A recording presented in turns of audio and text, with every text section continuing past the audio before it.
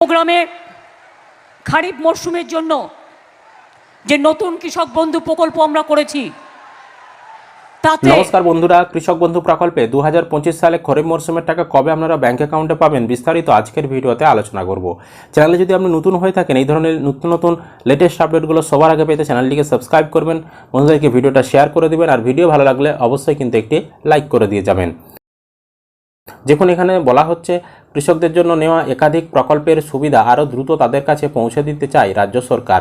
কৃষক বন্ধু থেকে মৃত্যুকালীন সাহায্য থেকে জয় বাংলা পেনশন, ফসল বীমা যোজনার মতো প্রকল্পে জমা পড়া আবেদন খতিয়ে দেখে কৃষকদের বাড়ি গিয়ে তাদের হাতে তুলে দিতে হবে সাহায্যের অর্থ। শুক্রবার কৃষি দপ্তরের বিভিন্ন প্রকল্পের অগ্রগতি নিয়ে পর্যালোচনা বৈঠক করেছিলেন কৃষিমন্ত্রী শোভনদেব চট্টোপাধ্যায়।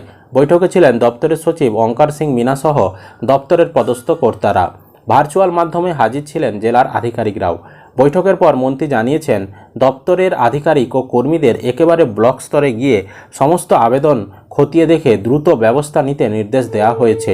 কোনোভাবেই যাতে কেউ বঞ্চিত না হন তা অত্যন্ত গুরুত্ব সহকারে দেখতে হবে দপ্তরের আধিকারিকদের। কৃষি দপ্তর সূত্রে খবর, কৃষকদের আবেদন অনুযায়ী পর্যাপ্ত ব্যবস্থা নিয়েছে কৃষি দপ্তর। বাকি থাকা আবেদনেরও যত তাড়াতাড়ি ছাড়পত্র দেওয়া যায় বৈঠকে তা দেখতে বলা হয়েছে আধিকারিকদের। বিশেষ করে কৃষক বন্ধু, তারপর মৃত্যুকালীন সহায়তা এবং কৃষক বার্ধক্য ভাতা মতো যে প্রকল্পগুলি রয়েছে সেই প্রকল্পগুলির বিষয়ে বাড়তি নজর দিতে হবে।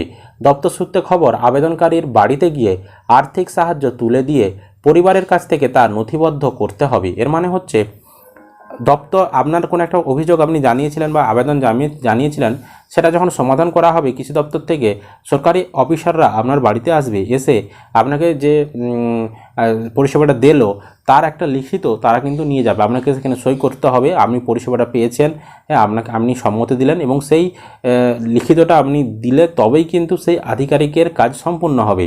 তো সেই যে আপনি লিখিতটা দেবেন সেই তথ্য বা নথি পাঠিয়ে দেওয়া হবে দপ্তরের কাছে, যা পরবর্তী সময়ে যাবে উচ্চ পর্যায়ে, মানে নবান্নে পাঠিয়ে দেওয়া হবে। নির্দিষ্ট সময় অন্তর করতে হবে জেলা স্তরে পর্যালোচনা, যাতে কেউ প্রকল্পের সুবিধা থেকে বাদ না পড়েন। অর্থাৎ বিষয়টিতে নবান্ন থেকে সরাসরি নজর রাখা হবে বলে জানিয়ে দেওয়া হয়েছে কর্মী ও আধিকারিকদের। সামনেই খরিফ মরশুম, তাই তার জন্য সার সরবরাহ করা হবে। তার গুণমান যেন ঠিক থাকে তার জন্য দপ্তরের আধিকারিকদের নজর দিতে নির্দেশ দেওয়া হয়েছে।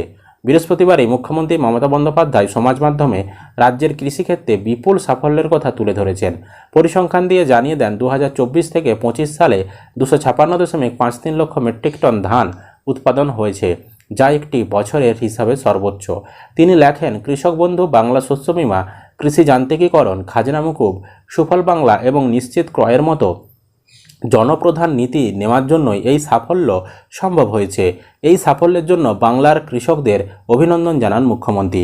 এদিন বৈঠকে সেই কৃষকদের জন্য নেওয়া সমস্ত প্রকল্পের সুবিধা আরও বেশি করে পৌঁছে দেওয়ার নির্দেশও দেওয়া হয়েছে কৃষি দপ্তর সূত্রে। তো বর্তমানে কৃষি দপ্তরের তরফ থেকে কিন্তু কৃষিমন্ত্রী শোভনদেব চট্টোপাধ্যায় বৈঠক করে সমস্ত প্রকল্পের টাকা দ্রুত মিটিয়ে দেওয়ার জন্য বলেছেন, এবং কৃষক বন্ধু প্রকল্পের ক্ষেত্রেও বর্তমানে কিন্তু কৃষি দপ্তর তাদের দিক থেকে সমস্ত কাজ সেরে ফেলেছে। বর্তমানে আপনাদের স্ট্যাটাসে অ্যাকাউন্ট ভ্যালিডও চলে এসেছে, তবে আপনারা নিজেরা বর্তমানে কোনোভাবেই স্ট্যাটাস দেখতে পারবেন না সার্ভার সমস্যার জন্য। আপনারা যদি স্ট্যাটাস দেখতে চান কৃষি অফিসে যাবেন আপনাদের ভোটার কার্ডটি সঙ্গে নিয়ে।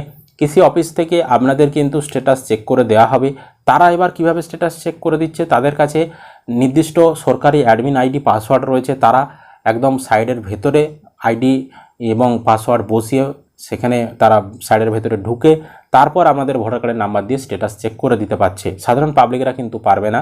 আমরা স্ট্যাটাস চেক করে নিয়ে এসেছি এবং আপনাদেরকে অনস্ক্রিনে দেখাচ্ছিও, দেখতে পাচ্ছেন এখানে কিন্তু ডিবিটির যে ঘরটি দেখতে পাচ্ছেন এটি নতুন এসেছে। এবার আগে ট্রানজ্যাকশান স্ট্যাটাস লেখা থাকতো, এখন ডিবিটির মাধ্যমে দেবে বলে ডিবিটি স্ট্যাটাস লেখা রয়েছে, এবং এখানে দেখতে পাচ্ছেন অ্যাকাউন্ট ভ্যালিড লেখাটা চলে এসেছে।